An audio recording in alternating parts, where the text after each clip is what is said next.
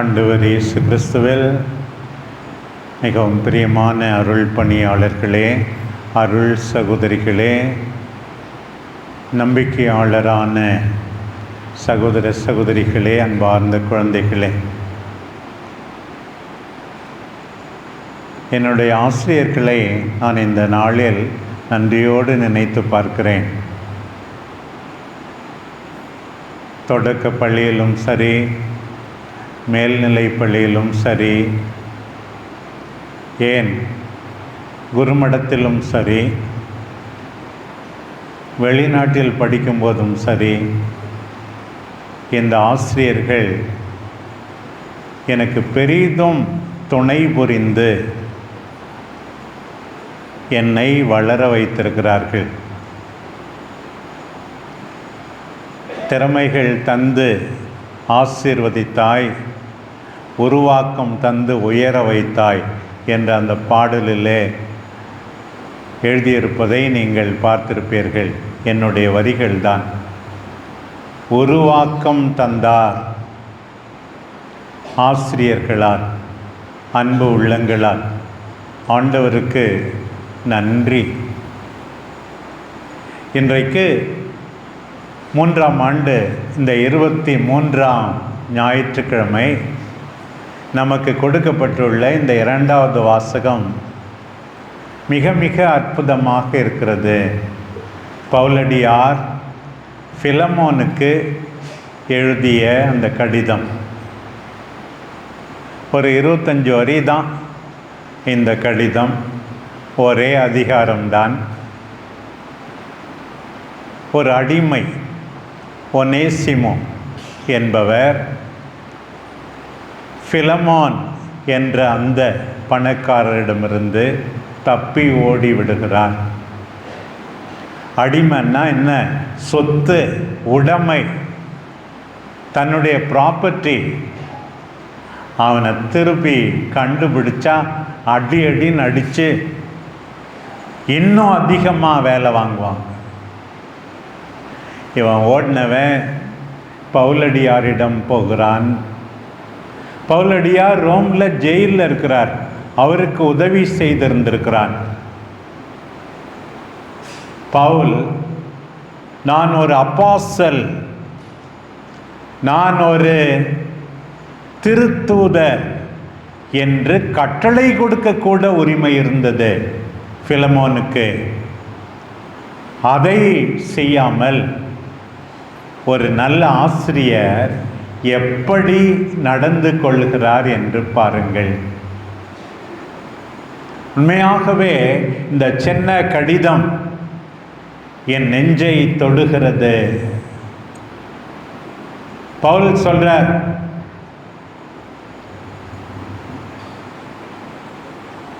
என் இதயத்தையே உன்னிடம் அனுப்புகிறேன். என் இதயத்தையே நான் உன்னிடம் அனுப்புகிறேன். இந்த அடிமை யாராம்?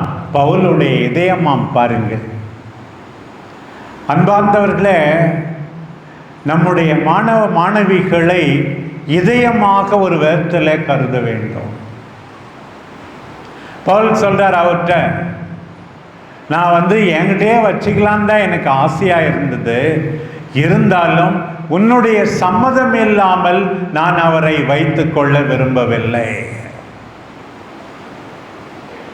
எப்படி பவுலால இப்படி சொல்ல முடிந்தது பாருங்க. இப்ப நான் அனுப்புறேன், நீ எப்படி ஏத்துக்கணும் தெரியுமா? ஒரு மனிதனாக ஏற்றுக்கொள்ள வேண்டும், ஒரு கிறிஸ்தவனாக ஏற்றுக்கொள்ள வேண்டாம். அதையும் தாண்டி உன் சகோதரனாக ஏற்றுக்கொள்ள வேண்டும். அதுதான் என்னுடைய ஆசை. தயவு செய்து அவனை தண்டிக்காத. உன் குடும்பத்தில் ஒருவனாக ஏற்றுக்கொள். உன்னை கெஞ்சி கேட்கிறேன். கடைசியா கடிதத்தை எழுதும்போது நிறைய கடிதத்தை பவுல் மற்றவர்களுடைய உதவியோடு எழுதினார். என் கைப்பட எழுதுகிறேன் என்று சொல்லுகிறார். எப்படி பிலமோனிடம் நடந்து கொள்ளுகிறார், எப்படி ஒனேசிமோவிடம் நடந்து கொள்ளுகிறார் பவுல். அருமையான ஒரு ஆசிரியர் என்று தான் நான் கருதுகிறேன். பிரியமானவர்களே, இன்றைக்கு இறைவன் அளிக்கின்ற செய்தி, ஏற்கனவே பவுல் சொன்னார், நம்ம எல்லாரும் பாவிகள், அதில் எல்லாரும் ஒன்று தான். நம்ம எல்லாருக்கும் கடவுளுடைய இரக்கம் தேவைப்படுகிறது, அதில் எல்லாம் ஒன்று தான். கலாத்தியருக்கு எழுதிய திருமுகத்தில், இயேசு கிறிஸ்துவிலே ஆண் என்றும் பெண் என்றும் இல்லை, அடிமை என்றும் உரிமை குடிமகன் என்றும் இல்லை, எல்லாரும் ஒன்று தான் சொன்னார். ஆனால் அவ்வளோ ஸ்ட்ராங்காக சொல்லலை, யாரும் அடிமையை வச்சிருக்காதீங்கன்னு சொல்லிட்டு. இங்கே கெஞ்சி கேட்கிறார். Persuasive language. பிலமோனுக்கு எப்படி இருந்திருக்கும் நினைத்து பாருங்கள். பிலமோன் நிச்சயமாக அந்த ஒனேசிமோவை சகோதரனாக ஏற்றுக்கொண்டார். பிரியமானவர்களே, இன்றைக்கு யாரையும் அடிமையாக நடத்தாதீர்கள். சில ஆண்கள் இருக்கலாம், வீட்டில் இருக்கிற பெண்களை, குழந்தைகளை அடிமையாக நடத்தலாம். ஏன் சில பெண்கள் கூட கணவரை அடிமையாக நடத்தலாம். ஆண்டவருக்கு ஒவ்வாது. மனித மாண்பை மதிக்க வேண்டும். திருமுழுக்கு பெற்றவர், அதை மதிக்க வேண்டும். சகோதரனாக, சகோதரியாக மதிக்க வேண்டும். பவுல் இன்னைக்கு எழுதுறார், முதல்ல பயன் இல்லாமல் இருந்திருக்கலாம், எனக்கு பயனுடையவர், உனக்கும் பயனுடையவர். Everybody is precious. நான் அடிக்கடி சொல்வேன், there are no xerox copies in God's creation. Everybody is unique, unrepeatable. நாம் ஒவ்வொருவரும் தனித்தன்மை மிகுந்தவர்கள். அதை ஆசிரியர்கள் அடையாளம் கண்டுகொள்ள வேண்டும். முக்கியமாக தங்களுடைய மாணவர்களை பொறுத்தமட்டில், பிரியமான சகோதர சகோதரிகளே, மற்றவங்கள மதிக்கணுன்றதுக்கு என்ன அர்த்தம்? அவங்கள கிரேட் பண்ணணும், வாழ்த்து சொல்லணும், நல்லா இருக்கீங்களான்னு கேட்கணும். வீட்டுக்கு வந்தால் மொபைலே பார்த்துக்கிட்டு இல்லாமல், வாங்க ஒரு கப்பு காஃபி குடிங்க என்றெல்லாம் சொல்ல வேண்டும். எல்லாரையும் மதிக்கிறவர்களைத்தான் ஆண்டவர் மதிப்பார். கண்டுக்காம சில பேர் போவாங்க, ஏன்னா இந்த ஆள் எதிர்க்க வந்தானோ என்று நினைப்பார்கள். இவர்கள் கர்த்தருடைய உண்மையான பிள்ளைகள் அல்ல, ஆண்டவருடைய சீடர்கள் அல்ல. இதை மறந்து விடாது. புன்முறுவல் காட்டுங்கள், அடுத்தவரை உற்று பாருங்கள், பேசுங்கள், உற்சாகம் ஊட்டுங்கள், நம்பிக்கை கொடுங்கள். அன்றைக்கு ஒனேசிமோவுக்கு பவுல் வாழ்வு கொடுத்தார். பிலமோன் அவரை மீண்டும் ஏற்றுக்கொண்டார். மனிதனாக, கிறிஸ்தவனாக, சகோதரனாக நீ எல்லாரையும் ஏற்றுக்கொள். ஆண்டவருடைய ஆசீர்வாதத்தை நீ நிறைவாக அனுபவிப்பாய். பிரியமானவர்களே, இன்றைக்கு முதல் வாசகம் பாருங்கள், எவ்வளவு அருமையாக இருக்கிறது. முதல் வாசகம் சாலமோனின் ஞான நூலிலிருந்து எடுக்கப்பட்டது. பாருங்கள், சாலமோனை பற்றி ஏற்கனவே நாம் கேள்விப்பட்டிருக்கிறோம். அரசராகமம் முதல் நூலில் கடவுள் அவர் ஜெபிக்கின்ற போது உனக்கு என்ன வேணும்னு கேட்டார். அப்போ நம்மன்னா ஏதேதோ கேட்டிருப்போம். நிறைய பொருளாதார நெருக்கடியில் இருக்கிற ஆண்டவரே கொஞ்சம் பணம் கொடு அப்படின்னு. எனக்கு என்ன ஒரு மாடி வீடு கட்டணும் அப்படின்னு கேட்போம்.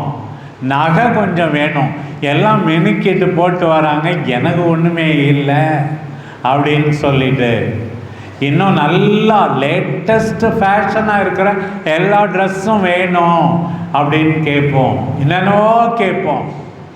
அழகான பொண்ணை பார்த்து நான் கல்யாணம் பண்ணணும் அப்படின்னு கூட சில பேர்லாம் கேட்போம்.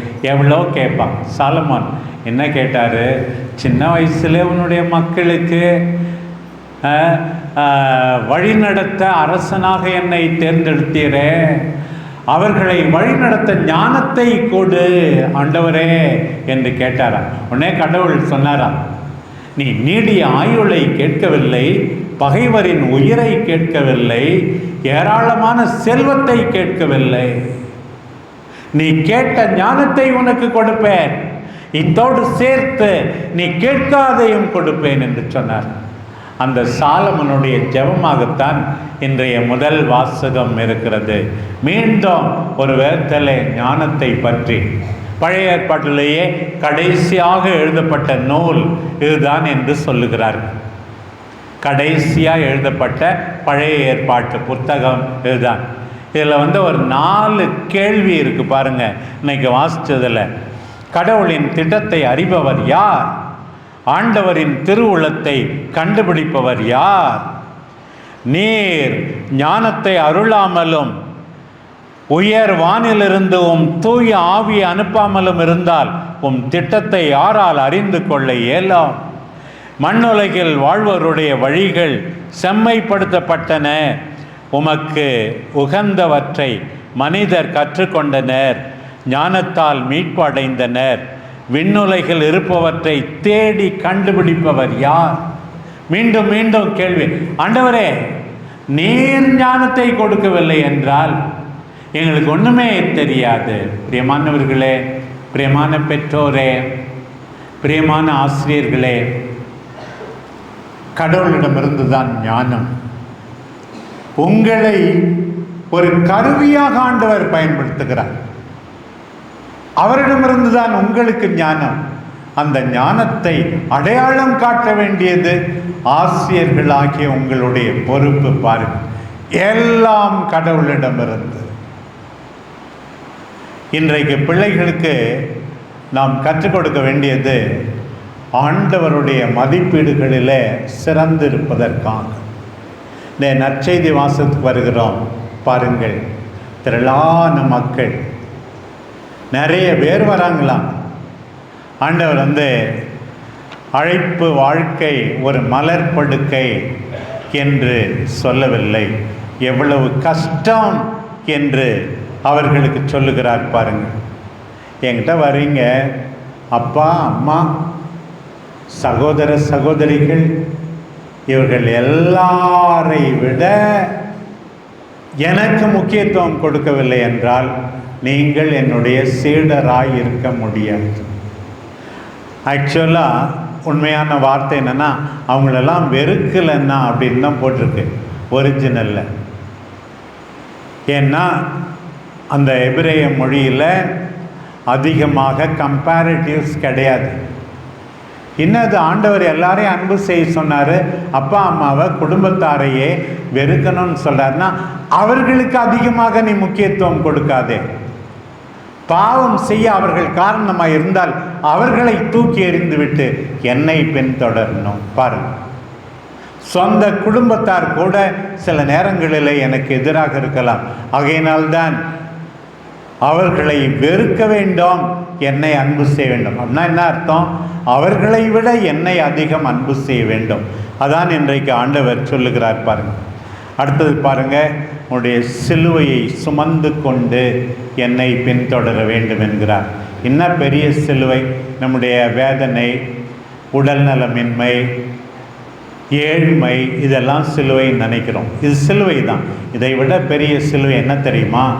நம்ம ஆண்டவருக்கு பிரியமாக நடக்கும்போது சில பேர் நம்மை வெறுப்பார்களே, அதுதான் பெரிய சிலுவை. ஆண்டவருக்காக பிரமாணிக்கமாக இருக்கிறோமே, அப்போது இகழப்படுகிறோமே, அதுதான் சிலுவை. இந்த சிலுவையை எல்லாம் சுமந்து கொண்டு ஆண்டவரை பின்தொடர வேண்டும் என்கிறார். பிறகுதான் தொடர்ந்து சொல்லுகிறார், தன்னிடம் உள்ளதையெல்லாம் இழக்காவிட்டால் நீ என்னுடைய சீடனாய் இருக்க முடியாது. நல்லா படிக்கணும்னா கஷ்டப்படணும். எனக்கு தெரிஞ்ச ஒரு பொண்ணு சவோனியா டெய்லி ஸ்விம்மிங் எக்ஸசைஸுக்கு போகுது, 2வது படிக்கிற பொண்ணு. ஏன்னா ஸ்விம்மிங் ஸ்டாராக ஆகணும் அப்படின்னு சொல்லி. சில பேர் டெய்லி ட்ரைனிங் பண்ணுறாங்க, ஓட்டப்பந்தயத்துக்கு, மற்ற ஸ்போர்ட்ஸுக்கு. எல்லாவற்றையும் இழக்க வேண்டும், மற்ற பொழுதுபோக்கை இழக்க வேண்டும், அப்போதுதானே முன்னேற முடியும். அதே போலத்தான் ஆண்டவர் சொல்லுகிறார், நிறைய நீ இழக்க வேண்டும். உன் குடும்பத்தாருக்கு வாழ்வழிக்க நீ இழக்க வேண்டும். என்னுடைய உண்மையான சீடராயிருக்க இழக்க வேண்டும். அதுதான் ஆண்டவர் சொல், தன்னிடம் உள்ளதையெல்லாம் இழக்க வேண்டும் என்று சொல்லுகிறார். இழக்க நாம் தயாராக இல்லை என்றால் நல்ல நிலைக்கு வர முடியாது.